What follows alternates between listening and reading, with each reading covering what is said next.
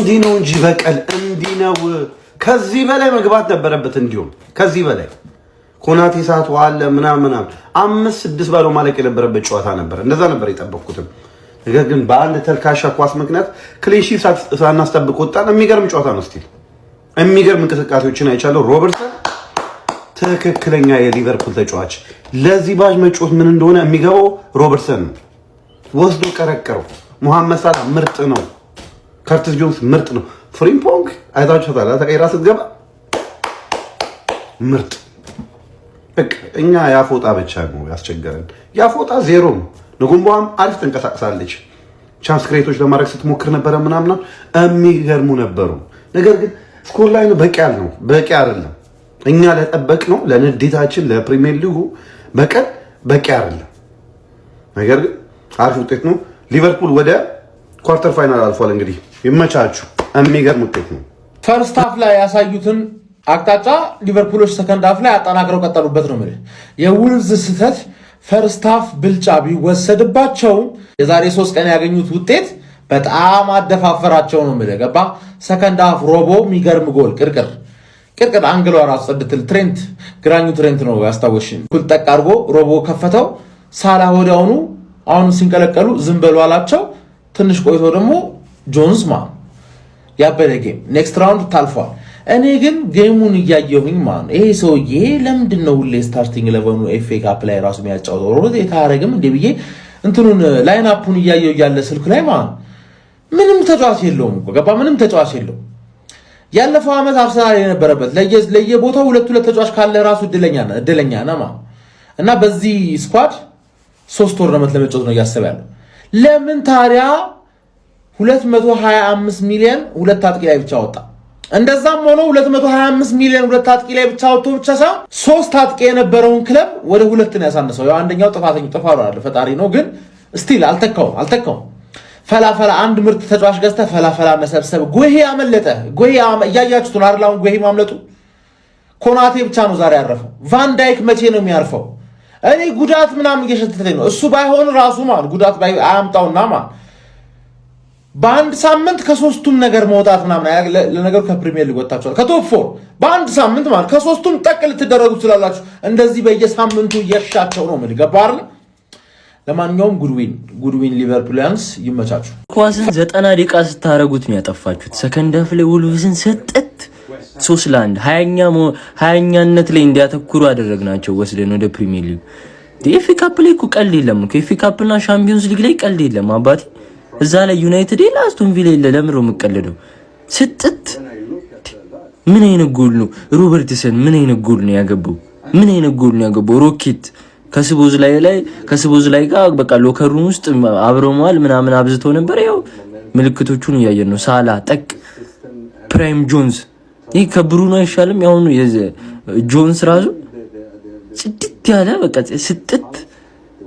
ስጥት ኮናቴ መጨረሻ ላይ ክሊር አደረገው። ያን እንኳን ስኒ የኮናቴ ጉዳይ ለብቻው መጣራት አለበት። ግን በቃ አሪፍ ሊቨርፑልን ተመልክተናል ዛሬ።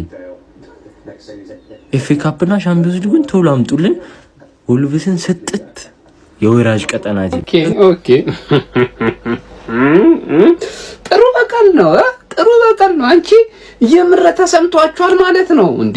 ባለፈ እኮ ወልቭስ እኮ እሱ ራሱ አላስበበትም እኮ ሲያሸነፋችሁ እንደው ሲቀልድ ነው እንጂ እንደዛ እንትን ያላችሁ እኮ እሱ ራሱ እንደዚህ ሲሪየስ አልነበረም እንዴ? ዛሬ እንደዚህ ሲሪየስ ሆናችሁ ትመጣላችሁ። እኔማ ፈርስት ሃፍ ሳያችሁ ካልጠማችሁኝም ነበር። አረ ነገር ነጥብ ሊወሰድባችሁ ነው መሰለኝ፣ ጠንቀቅ በሉ፣ ከዚህም ቶርናመንት እንዳትሰናበቱ እያልኩኝ ነበር። ግን አልሆነም። ይልቁንም 3-1 በሆነ ውጤት አሸንፏል ጀማው ሊቨርፑል። ቆንጆ ፐርፎርማንስ በነገራችን ላይ የፕሪሚየር ሊጉ ሊቨርፑል እና በኤፍኤ ካፕ እና በቻምፒዮንስ ሊግ እያየን ያለው ሊቨርፑል የተለያዩ ናቸው። ዛሬ በጣም ያስገረመኝ ነገር ምን መሰላችሁ? ጋክፖን ማለት ነው ይሄ ሰውዬ ቦታ ፈልግለት ሲባል እንዳልነበረ ዛሬ ወስዶ 9 ቁጥር ላይ አላረገው። እኔ ብላችሁ አርነ ስሎት ላይ ጋክፖ የሆነ ነገር ይዞበታል በእርግጠኝነት፣ ወይ የራቆት ቪዲዮ ብቻ የሆነ ነገር ይዞበት ነው እንጂ ልጁ በጣረ አረ ስንት መሰለፍ ያለባቸው ልጆች አለ። እድል ስጥ አንተ ሰውዬ። ለማንኛውም ይመቻችሁ ሊቨርፑላውያን፣ አሸንፋችኋል። ፒስ አውት።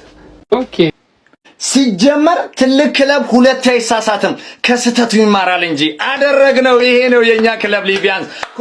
ኮንግራ አደረግነው። ነግሬያችሁ ነበር ይሄንን ክለብ ሜዳው ላይ ተበቀለን እንወጣለን እመኑኝ ብያችሁ ነበር።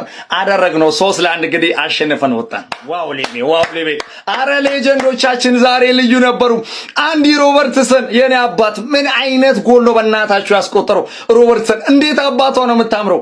በዛውም አልቀረም እኮ የኛ ሌጀንድ ምን አይነት አሲስት ነው ለሳላ ያረጋለት። አረ በእናትህ ትለይብኛል የኔ አባት ጀግና በ2 ደቂቃ ልዩነት ዛሬ ሳላም ልዩ ነበር። እጅግ በጣም የሚያምር ጎል አስቆጠረ። ከዛ በመቀጠል ከርቲስ ጆንስ አቦ በእናታችሁ ምን አይነት ጎል ነው ያስቆጠረው ጆንስ። ዋው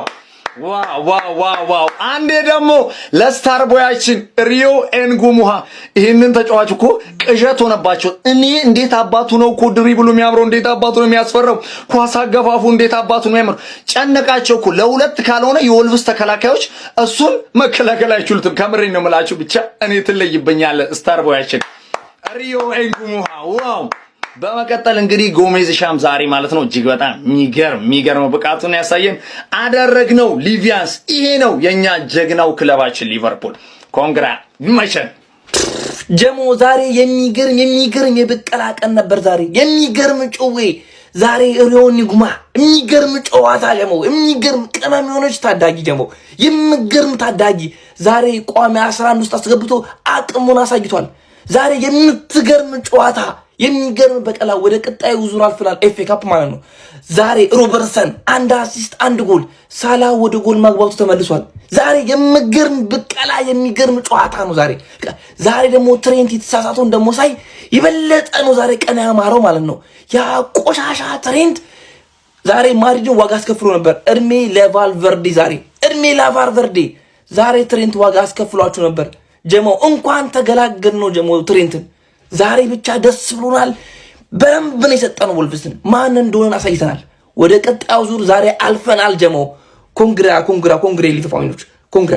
እኛ ወልቭሶች ትኩረታችንን እኛ ፕሪሚየር ሊጉ ላይ ለማድረግ ብለን ነው እንጂ እኛ ለብርጭቆ ካፕ አንሰን አይደለም። እውነቴን ነው። እኛ ወንድ ቆናችሁ እስቲ በፕሪሚየር ሊጉ ግጠሙን እስቲ። ወንድ ቆናችሁ አሮጊቷስ ወንድ ቆናችሁ ወልቭስዬ ደግሞ ጦስሽን ይዞ ሂድ ጀሪካን ካፕ ምን አባቱ ነው ቢጠቅምን ያልራገጥም እንዴ? ቢቀጥምን ጥቁሩ ቢሆን እኔ ምረዋለሁ እንዴ? ስለማይረባ ነው። ታያቸው እነሱ እዛ ይራገጥ፣ እኛ ፕሪሚየር ሊጋችን እንራገጣለን። ወልቭስዬ እንዳይደብርሽ። አልደበረኝም፣ እናቴ ትሙት አልደበረኝም። ሽመው በቀሏን ብዙም ሳትርቅ ወዲያው ተበቅላለች። ወልቭስን 3-1 በማሸነፍ እንግዲህ ወደ ቀጣይ ዙር አልፋለች። እኛ ግን ወልቭስ ትክክለኛው 3 ነጥብ ነው ያስጣለልን። ውለቱ አለብን። ይሄንን አለፍሽም አላለፍሽም ብዙ ርቀት ስለማትሄጂ ችግር የለውም። እንኳን አሸነፍሽ። ሲጀመር ስትሄድ የመታንቅፋ ስትመለስ ሊመታ አይገባም።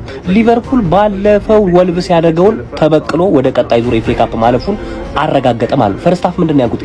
አታኪንግህን እንዴት የ17 ዓመት ተጫዋች ሪዮ ኤንጉማ ላይ ሙሉ ለሙሉ እሱን ታርጌት አድርገህ ትገባለህ? አታኪንግ ኦፕሽንን እንዲህ ስትቀይር ግን ይኸውልህ ሮበርትሰን ያልጠበቅኩት ስትራይክ፣ ሚገርም አጨራረስ። ቀጠለ ሳላ እንኳን ጌሙ ላይ ፈርስት ሃፍ ካሳየው አቋም አንፃር ምንም ይፈጥራል ብዬ አልጠበቅኩም፣ ግን ፍሪ ኳስ አገኘ፣ በአግባቡ ተጠቀመበት ማለት ነው። ጆንስ አስከተለ 3ኛውን ጎል። በቃ አሳማኝ ውጤት ነው። ግን አሳማኝ ያልሆነው ምን እንደሆነ ልንገራችሁ። ሊቪያንስ አታኪንጋችሁ አሳማኝ አይደለም። ጋክፖ ሳላ በምትጠብቁት ሌቭል ቻምፒየንስ ሊጉ የሚጫወቱላችሁ ቀጣይ የቀሩትን ጨዋታዎች ፕሪሚየር ሊጉ ላይ የሚያሸንፉላችሁ አይነት አታኪንግ አይመስለኝም። ሌላው ነገር ግን ወደ ቀጣይ ዙር ኤፍኤ ካፕ አልፋችኋል። ይቻማችሁ።